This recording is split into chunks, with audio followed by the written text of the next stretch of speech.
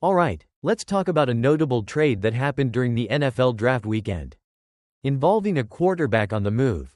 On Saturday, the Seattle Seahawks traded quarterback Sam Howell to the Minnesota Vikings. The details of the trade involved the Vikings sending pick number 142 in the 5th round to the Seahawks. In return, the Vikings received Sam Howell and pick number 172. Also in the 5th round. So essentially, the Vikings acquired Sam Howell by moving down 30 spots in the 5th round. This trade made sense for both teams based on their quarterback situations heading into day 3 of the draft. For the Seahawks, they had just drafted quarterback Jalen Milroe in the 3rd round on Friday night. That pick gave them 5 quarterbacks on their roster, making it seem inevitable that they would trade one of them.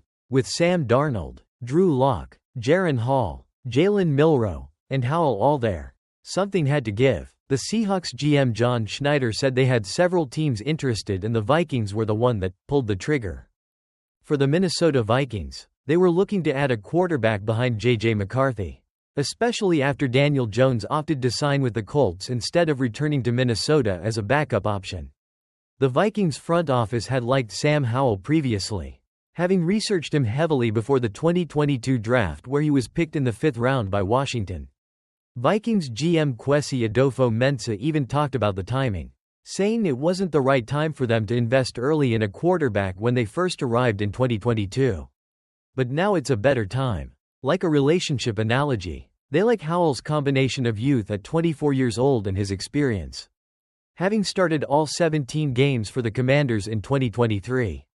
Howell is now expected to be the likely backup quarterback to J.J. McCarthy in Minnesota.